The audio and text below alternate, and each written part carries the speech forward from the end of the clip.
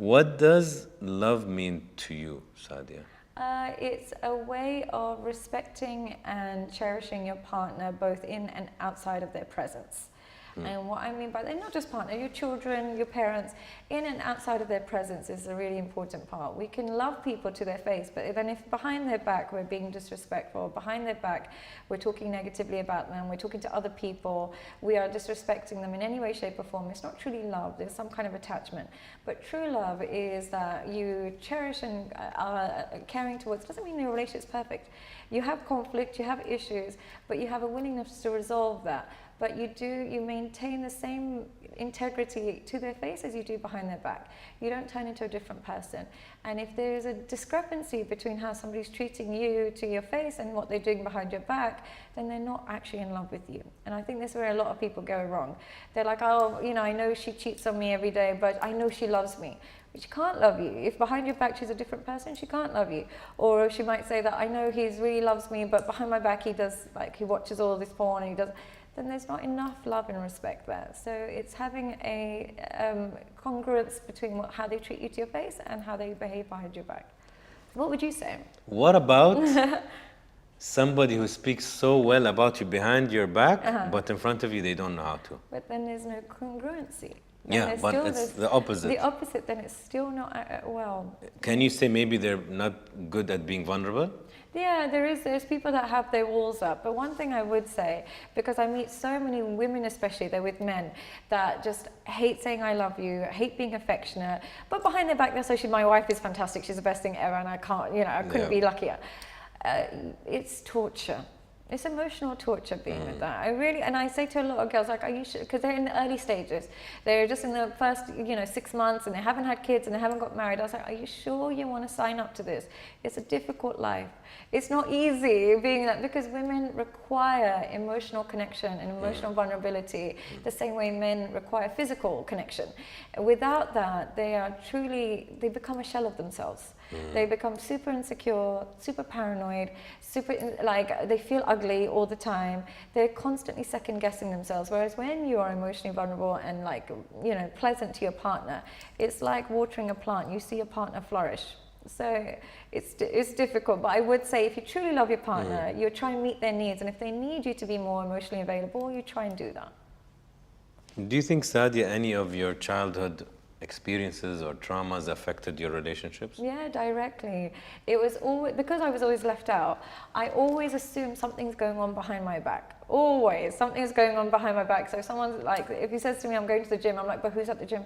Which gym is she? Where is it? So it was, my brain would always go to worst case scenario. So I always assume there's something going on behind my back. Always. And then when you keep getting proven wrong, you start to think, okay, maybe I need to stop thinking that there's always something going on behind my back. And maybe it's okay. Maybe that's not happening. And even if it is, one day I'll find out and I'll deal with it, instead of constantly checking. How did your traumas affect your relationships? I'm just starting to I don't have a lot of serious relationships. Like, in my whole 43 years on this earth, it's 2 serious. How long were they?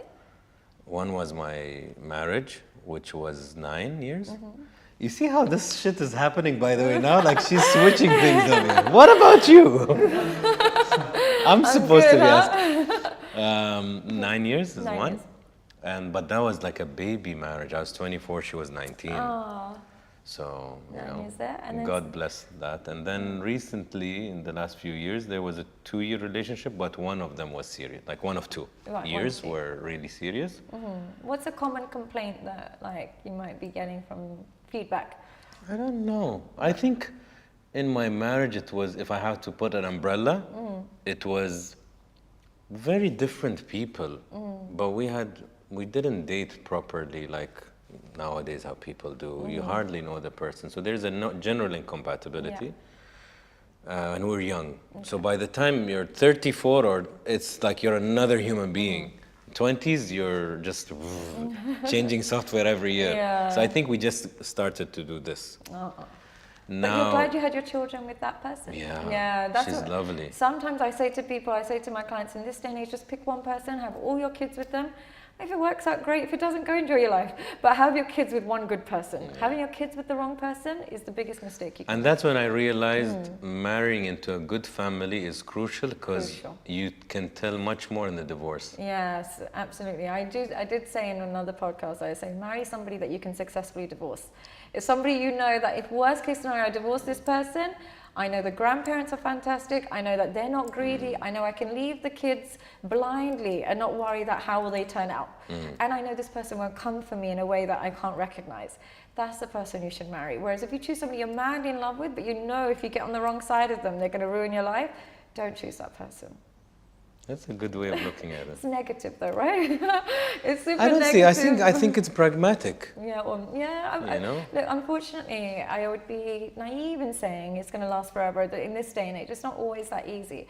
So the best thing we can do is pick one person that you can have a great, if worst case scenario happens, great co-parent. Have all your kids with that person, and then get a vasectomy. And enjoy your life. That's terrible advice, isn't it? But I say it a lot too. Like if I have a client that's an athlete or successful, I'm like, pick one good woman that maybe you went to high school with, have all your kids, and then chop it up and enjoy your life with a bunch of strippers. It's fine. Yes, I don't know. I don't have the breadth of relationships. There were many casual and short-lived relationships. Why do you think that is? Do you think you might be hyper-independent? Very independent.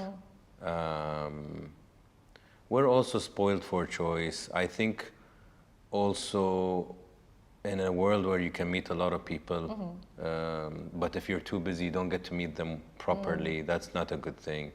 I think when you've already done the marriage bit and you've already had the family bit, those were incentives. When you're single and you've never been married and you've never had kids, whether you think it's playing a part or not, it's a driver. You're looking to find the partner to be a parent.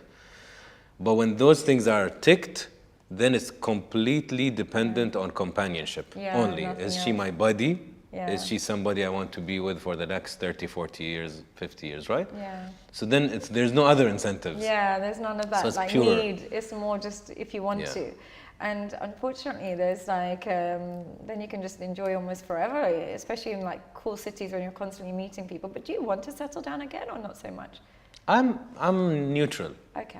Before I would have said probably no, but once I tried a serious relationship for the second time, finally in my life, I realized how bland casual relationships are. I'm not saying they're all bad. Like even I'm against. They have their uses. Yeah, there could be very part-time if you're a very busy person. When you have time to date, you date or you go out, whatever, right? There's a positive to it because you're hyper-focused on your show, on your business, on your family, whatever, right? So that's the good side. The negative side is you never go deep. If you see somebody once a week and you communicate limitedly, just how much how much intimacy is there? But when you try intimacy, you're like, shit, this is quite cool. You know, like there's a depth. Like nice. you could be with your partner and you just go like, they know you. They're like, oh, leave now. Okay. And then you have that. You have that connection. But true intimacy makes monogamy quite easy. When you have intimacy with somebody, monogamy becomes quite easy. You're not dying to be with a bunch of other people. But on the shallow kind of relationships and casual ones, there's still a level of you that's still looking elsewhere. So if you are somebody who's struggling with monogamy, you're probably struggling with intimacy, not monogamy. Work on your intimacy with your partners and you'll find monogamy a natural process as an outcome.